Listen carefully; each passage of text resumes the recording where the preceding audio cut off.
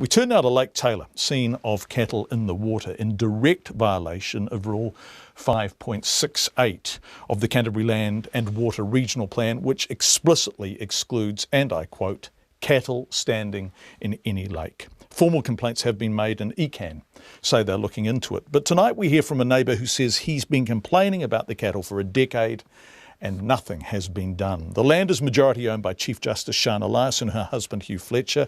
Edward Snowdon, and yes, that is his name, owns a holiday bach next door.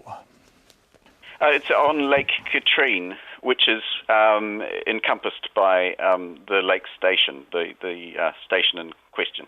Okay, have you seen cattle from this station in the water before? Many times. I have a long memory of the area. My family's had a bach there for a very long time, in fact back to the 1950s. And so we can go right back, yes, cattle in there, and then in the more recent times, of course, when it's become unacceptable to run stock into fresh water, they're repeatedly in places where they shouldn't be.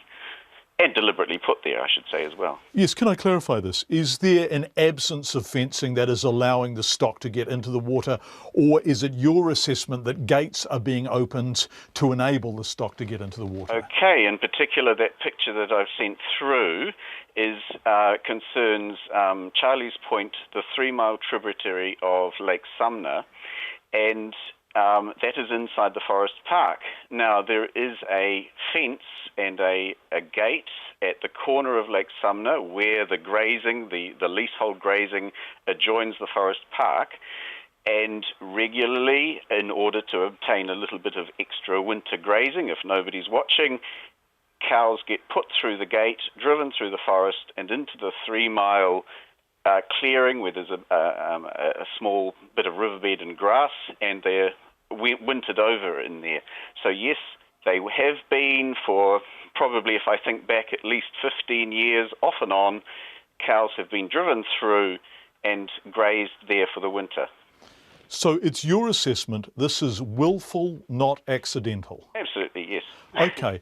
What have you done in terms of have you done in terms of trying to talk to the owners, the people running the stock, local authorities, the ministry, anyone? I've talked to the station manager. I have phoned up repeatedly Doc over the years and said there's stock in the 3-mile. What are we going to do about it? I've phoned ECan in later years as ECan has become more accessible. And so usually the answer is, I'll get an answer back in a few weeks' time, and it will usually be Doc, and they'll say, yes, we've phoned up the manager of Lake Station, and he says, oh yes, the cows must have escaped around the gate, around the fence, and they've gone in there by themselves. Yes, I'll take them out. And come about spring, yes, they're driven out. So you've raised this with both Doc and ECan previously, yes. And you have evidence, you have formal correspondence and evidence of the fact that they have acknowledged they are aware of the situation, they've replied to you? Yes, they've replied, but it's all been phone calls. So that's harder to show, isn't it? Yeah, I suppose it is. So what is your take on the fact that it's continuing? Well, because I believe that the station has an attitude that it's business and they would take no regard of the values of the area, which are extremely high. It's a landscape of national significance. And they just refuse to basically acknowledge that these places deserve protection. Okay, let's set aside what ECan says about this, and they are very clear, in fact explicitly so, and that is that no stock should be standing in a lake, full stop. Right, and of course that is because of our new land and water. Absolutely, but what's your personal objection to it? Well, in particular, the photograph I've sent through of them running stock in the 3-mile riverbed above Lake Sumner, that is a very special area with very high values. Because it was always a protected open clearing in heavy ancient forest, it held special herb fields. It has native orchids growing there. It was a thriving population of parakeets and kaka in there. And in the latter stages, the last decade, where this occurrence has been happening quite regularly, I've seen the turf deteriorate, it's trampled. I've seen the river polluted with dead carcasses of animals which haven't made it through the winter. I've seen gorse now heavily introduced into the area. There's no way that gorse could have got in there in the upper reaches of that river, but it's been brought in by the cattle, and so now we're trying to chop the gorse out.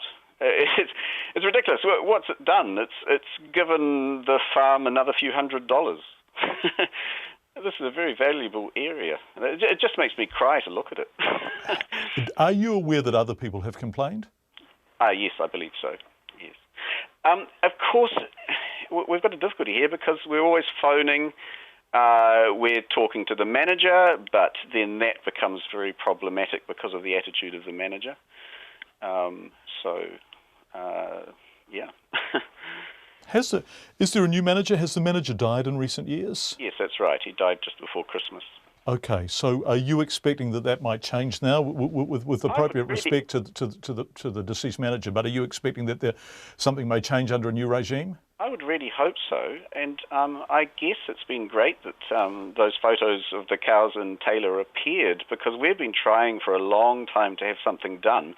Suddenly this becomes national news, and it would be very good to see a changed attitude, and it would also be very good to see a changed attitude in other parts of the high country, because while I'm very familiar with this particular area and the details of it, when I travel into other parts of the of the high country, I see the same thing happening, and it's just unacceptable.